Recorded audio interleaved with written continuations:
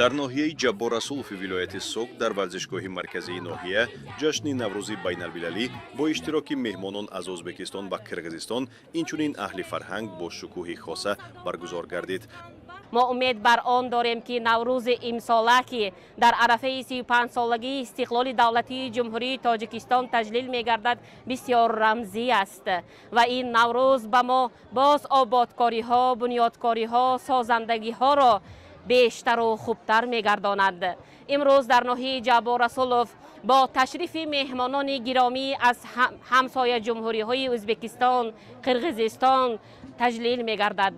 мардуми ноҳияи Ҷаббор Расулов дар наврӯзгоҳи хеш бо намоиши таомҳои миллӣ, ҳунарҳои мардумии хоси ноҳияи Ҷаббор Расулов меҳмононро пазируфта истодаанд.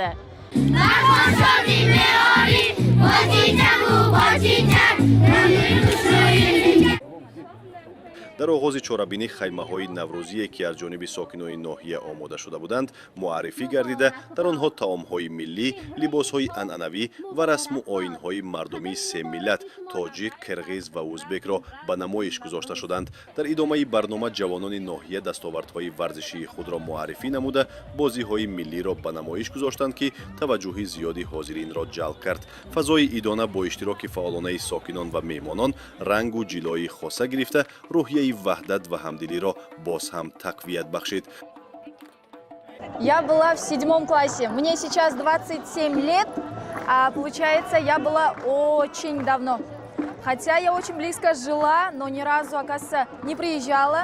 Очень много схожестей, я бы сказала, да, в еде, в некоторых обычаях, традициях даже есть схожество, но есть нюансы, которые отличаются от нашего. А так в целом все очень красиво. Спасибо огромное за приглашение, да? дар қисмати расмӣ раиси ноҳияи лейлек Қирғизистон Аслбек Женишбек сокинони ноҳияи Ҷаббор Расуловро аз номи мардуми ноҳияи лейлек бо Наврӯз табрик гуфта ёдовар шуд ки маҳз як сол пеш сарҳадҳо миёни ду кишвар боз гардида буданд. ҳамчунин раиси шаҳри Сулукта Болот Абдиҷапаров изҳор дошт ки минтақа омода аст ноҳияи Ҷаббор Расуловро бо ангишт таъмин намояд. муовини раиси шаҳри Бекободи ҷумҳурии Ӯзбекистон низ баромад намуда сокинонро бо ин ҷашни фархунда табрик гуфт. Уважаемые жители Джаббор-Расуловского района, в этот праздничный и торжественный день мы уверены, что дружеские и братские отношения между нашими районами будут впредь укрепляться. Мы также выражаем уверенность в том, что будущее поколение будут с таким же уважением и теплотой отмечать этот праздник Норуз. Убеждены, что Норуз станет одним из важных символов единства, мира и согласия между нашими народами. А достигнутые на высшем уровне договоренности послужат прочной основой для дальнейшего развития сотрудничества и укрепления доверия.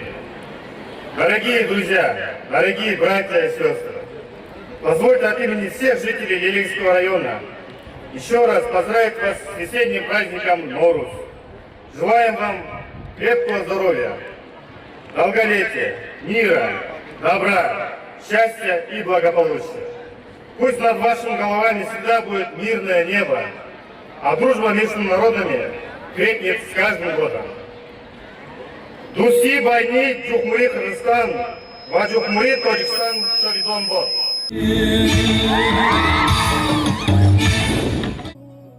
пас аз анҷоми қисми расмӣ барномаи рангини консертӣ оғоз ёфта дар он ҳунармандони ноҳия бо суруду рақсҳо бо забонҳои тоҷикӣ, қирғизӣ ва ӯзбекӣ ҳунарнамоӣ карданд.